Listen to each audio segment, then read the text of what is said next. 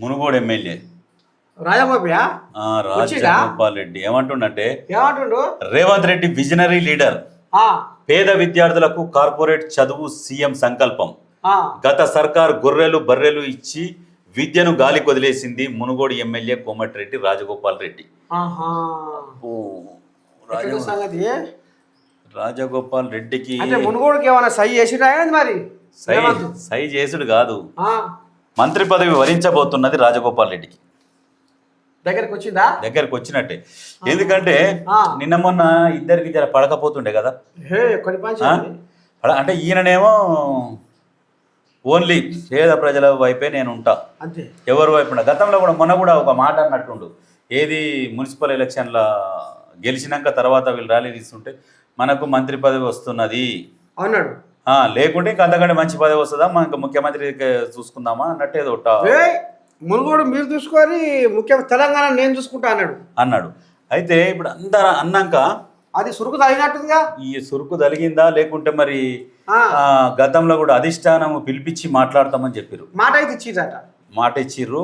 తర్వాత అధిష్టానం కూడా మొన్న ఢిల్లీకి పోయారు కదా, అందరూ పార్టీ వాళ్ళని ఎమ్మెల్యేలని మంత్రులని ఒకరొకరిని ఇండివిజువల్గా మీటింగ్ పెట్టి వాళ్ళ మీద కంప్లైంట్లు వచ్చినాయి, ఎవరు అది మంచిగా పనిచేసారు, ఎవరు పని చేయలేదు, కొన్ని నియోజకవర్గాలలో పనిచేయని ఎమ్మెల్యేలు మంత్రులను కూడా కొంచెము వాళ్ళని అదుపులో పెట్టిరు.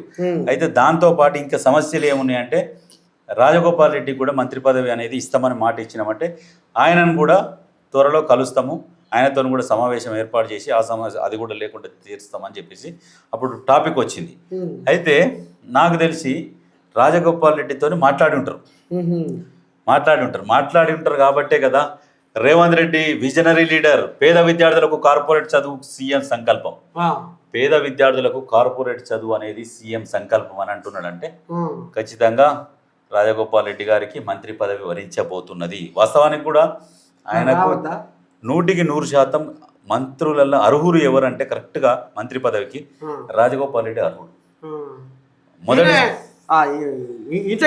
ఇంటికెళ్ళి పైసలు తీసే ఖర్చు పెట్టారట, సర్కారు రావాలి సర్కారు పెట్టాలని ఉండదు అట్లా. ఒక్కసారి ఈయన మునుగోడు ఇలాగ పోతే 30-40 లక్షలు ఖర్చు పెట్టారట. అయితే ఇంకెక్కడ ఏమని ఉంటుందంటే నల్గొండ జిల్లా అంటేనే టైగర్ జోన్ అని రాష్ట్ర రాజకీయాలను శాసిస్తుందని మునుగోడు ఎమ్మెల్యే కోమటిరెడ్డి రాజగోపాల్ రెడ్డి అన్నారు. ఆదివారం దుబ్బకాలో విలేజ్ రోడ్డులోని 200 కోట్లతో చేపట్టనున్న యంగ్ ఇండియా ఇంటిగ్రేటెడ్ స్కూల్ నిర్మాణానికి ఎమ్మెల్సీ నెల్లికంటి సత్యం, జిల్లా కలెక్టర్ చంద్రశేఖర్, టీజీడబ్ల్యూ ఐడీసీ ఎండి గణపతి రెడ్డితో కలిసి భూమి పూజ చేశారు. శిలాఫలకాన్ని ఆవిష్కరించారు. అనంతరం ఏర్పాటు చేసిన సభలో రాజగోపాల్ రెడ్డి మాట్లాడారు.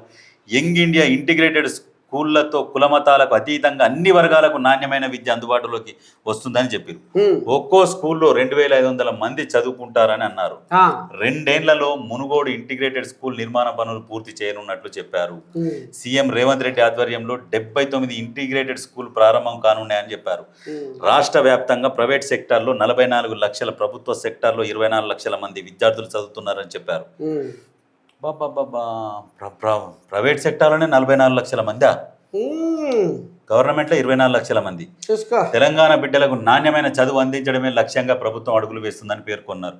అయితే ఈయన రాజగోపాల్ రెడ్డి కూడా ఎక్కువ చదువుకోవాలి, పిల్లలు మంచిగా చదువుకోవాలి, పిల్లల మీద ఫోకస్ పెడతాడు ఎక్కువ. బరి కూడా కట్టించిండు. ఈ చండూరా మరి కూడానా మొన్న ఈ పోయి వచ్చింది. అయితే ఈ స్కూళ్ళల్లో కూడా ఏమి లోపాలు ఉంటాయి, సమస్యలు ఏముంటాయి చెప్పు. బాత్రూమ్లు ఉన్నాయి, ఇంకా పోరగాళ్ళకు బాత్రూమ్లు అయితే చక్కగా ఉండయి. బాత్రూమ్లు ఇప్పుడు సరే ఎండాకాలం వచ్చిందంటే ఇట్లా ఉబ్బరిస్తుంటుంది, ఫ్యాన్లు కూడా ఉండవు. ఆ బాత్రూమ్ చక్కగా ఉండే, ఒక్క బెంచీలు చక్కగా ఉండవు. ఆడుకుంటానికి ఆట స్థలాలు ఉండయి, అంటే ఆట వస్తువులు ఉండయి ఆట ఆడుతందుకు. ఇప్పుడు ఉత్తగా అంటే ఇప్పుడు ఏదైనా బాల్ ఉందనుకో, బాల్ కావాలి, క్రికెట్ ఆటోలకు బ్యాట్లు కావాలి, కిట్లు కావాలి, ఇవన్నీ ఉండాలి. దానికి తగ్గట్టు ఆడిపించే టీచర్ కూడా ఉండాలి. ఇవన్నీ చూసి రాజగోపాల్ రెడ్డి ఏ స్కూల్ విజిట్ చేసినా ఫస్ట్ స్కూల్ విజిట్ చేస్తారట. ఆయన స్కూల్ విజిట్ చేసినప్పుడు ఫస్ట్ అడుగుతారు టీచర్లు ఎంతమంది ఉన్నారు, అన్ని సబ్జెక్టులకు అందరు ఉన్నారా లేరా, ఫస్ట్ అది. తర్వాత ఈ ఎంతమంది స్టూడెంట్లు ఉన్నారు, ఇక్కడ ఎన్ని బాత్రూమ్లు ఉన్నాయి, తర్వాత క్లాస్ రూమ్లు విజిట్ చేసి వాటిని ఎట్లా ఉన్నాయి, బెంచ్లు ఎన్ని ఉన్నాయి, ఎట్లా కూర్చుంటారు, ఎట్లా ఉంటారు అన్నీ చూసుకొని ఇక ఆయన మాట్లాడుతూనే లెక్కలు వేసుకుంటాడట. అంతే. దీనికి ఎంత ఖర్చు అవుతుంది, ఏంది, టీచర్లు కొరత ఏమైనా ఉందా, కొరత ఉంటే ప్రైవేట్ నుంచి తెప్పించుకొని చదువు చెప్పురి పిలిపించుకొని అని చెప్పేసి అన్ని లెక్కలు వేసుకొని మన టీచర్లకు కూడా కొంతమంది అవుట్సోర్సింగ్ ఎంప్లాయీస్ ఉంటారు. టీచర్లు మాకు జీతాలు సరిపోతలేవు సార్ అంటే ఎమ్మటే సుశీలమ్మ ఫౌండేషన్ నుంచి మీకు మనిషికి ఒక 5-5 వేలు నేను నా పర్సనల్కి ఇస్తా అని చెప్పినట్టు. ఇక వాళ్ళకు అదే దీంతో పాటు ఒక 5,000 జమ అయినాయి అనుకో, కొంచెం సంతోషంగా ఉంటారు, పిల్లలు కూడా మంచి చదువు చెప్తారు. దాంతోపాటు బాత్రూమ్లు, ఒక్క బాత్రూమ్ ఎంతమందికి ఈ హాస్టల్లో ఉండేటోళ్ళకు, ఒక మంది 10 మంది అయ్యారట. ఇక అట్లాంటి దగ్గర ఏం చేసిండు, బాత్రూమ్లు కూడా అన్ని ఎక్కువ చేసి పెట్టేసి మళ్ళీ అవి కూడా మళ్ళీ అధునాతనం కొత్తగా మంచిగా నీట్గా ఇట్లా. ఎందుకంటే పిల్లలు ప్రైవేట్ స్కూళ్ళతో పిల్లలు కూడా ప్రైవేట్ స్కూళ్ళతో కంపేర్ చేసుకుంటే ఏమో మా గవర్నమెంట్ స్కూలే బాగుంది కదా వాళ్ళకంటే కూడా, వాళ్ళు చిన్నగా ఉన్నాయి, మాది పెద్దగా విశాలంగా నీట్గా అన్నీ ఉన్నాయి కదా అని ప్రజలలో కూడా ఆలోచన వచ్చేటట్టు చేసిండు. చెయ్యాలి కూడా. సర్కారు బళ్ళల్లో ఇంకా వనిదకి చిన్నవైన సర్కారు బళ్ళు అయితే తెలంగాణ మొత్తంలో ఇంకా అక్కడక్కడ ఉన్నాయి. ఇప్పుడు మాట్లాడిన స్పీచ్కి నీకు ఏమర్థమైంది? ఇప్పుడు రేవంత్ రెడ్డి విజనరీ లీడర్ అని చెప్పేసి మాట్లాడుతున్నాడు, మంచిగా ముఖ్యమంత్రిని సపోర్ట్ చేసుకుంటూ మాట్లాడుతున్నాడు అంటే అర్థం ఏంది? అర్థమైంది అంటే పెట్టిడుగా పేద విద్యార్థులు, కార్పొరేట్ పేద విద్యార్థులకు పెట్టిండు కాబట్టి రేపు ఖచ్చితంగా ఈ నెలల మంత్రి పదవి అంటావా? పక్కా రాజగోపాల్ రెడ్డిని మంత్రి పదవి వరిస్తుంది. చూసుకో, రాసి పెట్టుకో ఇక పక్కా. ఎందుకంటే మనకున్న సమాచారం మనకుంటుంది, వాళ్ళకున్న సమాచారం వాళ్ళకుంటుంది. మనకు కూడా ఉంటారు కదా ఇక వాళ్ళు పెద్ద మనుషులు, వాళ్ళు వీళ్ళు చెప్తారు రాజగోపాల్ రెడ్డికి పక్కా ఉన్నది. మరి ఈయన వస్తే మరి అన్నది కూడా చెప్తారా ఎట్లా? నీకు ఎప్పుడు వాళ్ళ అన్న మీద పడవని మరి ఒక్కింట రెండు అని వాళ్ళే పదం మాట. అరే మరి మాట ఇచ్చినప్పుడు ఒక్కింట్లో 2 లేదా ఉన్నది? మరి మాట ఇచ్చిర్రు అప్పుడే. మరి అన్నకి ఇట్లా ఎసరు పెట్టానా?